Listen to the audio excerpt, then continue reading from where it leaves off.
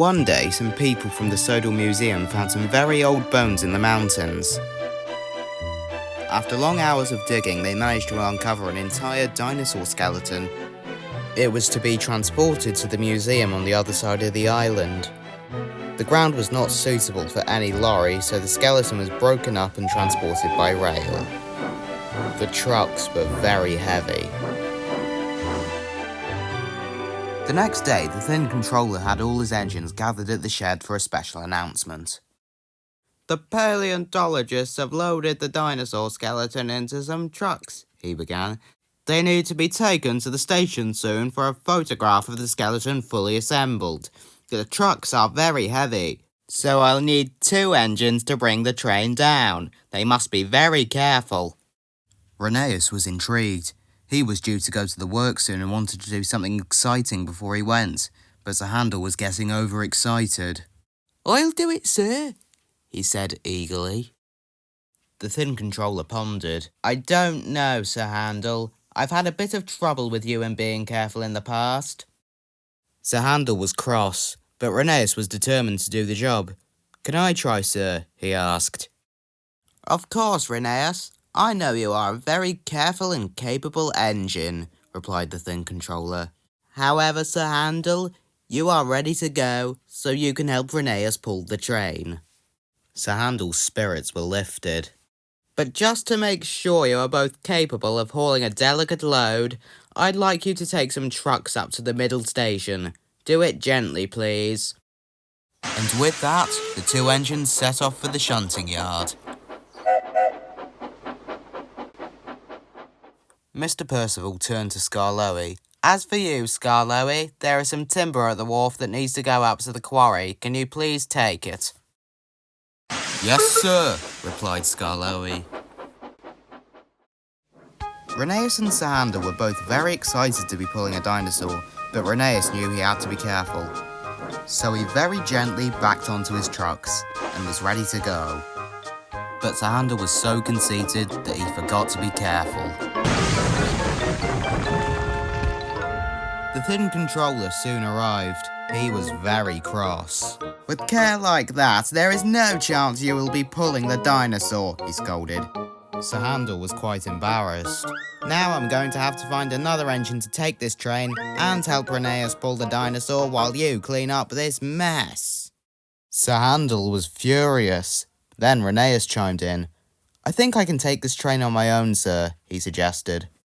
"Very well, Rheneas," said the Thin Controller. "If you deliver these trucks successfully by yourself, I suppose you could be strong enough to pull the dinosaur alone."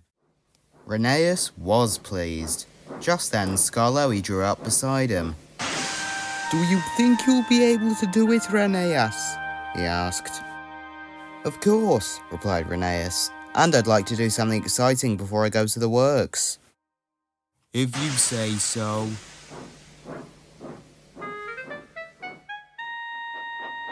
Soon, Rheneas departed and was on his way to the middle station.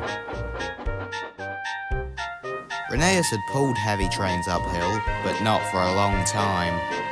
"I can manage it, I've done this before.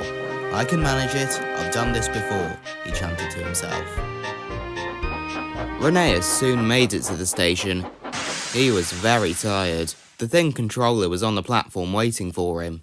"Well done, Rheneas," he said. "You have shown me that you are still a strong engine, so I have decided that you can take the dinosaur. Are you sure you can do it on your own?" "I'm sure, sir." And so Rheneas was off to the excavation site. Rheneas made it to the site. The trucks full of dinosaur bones were waiting for him. "If I could pull that train," he reassured himself, "then I can pull this one." So Rheneas coupled up to the train and was on his way along the loop line. It was quite hard work. Soon, Rheneas had to stop at a station to take on water. There were some people there who thought the dinosaur skeleton was wonderful. They cheered for Rheneas. This made him feel much more confident. "Thank you all very much," he said, and he continued on his way. On the loop line, There was a steep hill that Rheneas needed to climb, and it wasn't long before he arrived there. He had a tough time, and his confidence was growing short with his steam. His wheels were slipping, and his driver and fireman couldn't do anything about it, and then there was trouble. Rheneas' steam pressure got so low, he had to reverse back down to the bottom of the hill to build up more. He felt terrible. I should have known I wouldn't have been able to do this by myself, he moaned. Meanwhile, Skarloey was on his way back from the quarry. As he came around a bend, he was surprised to see a dinosaur blocking the track. He knew exactly who this was. "Are you all right, Rheneas?" he asked. "No," replied Rheneas gloomily. "I thought I could deliver this dinosaur myself, but I failed." Skarloey understood how his friend felt and wanted to help out. "I could help you take the train the rest of the way if you want." "Yes, please, Skarloey. I'd really appreciate that." So Skarloey buffered up to the back of the train. And working together, the two engines managed to get the train moving over the hill and all the way to the station. The thin controller was there waiting with the photographer.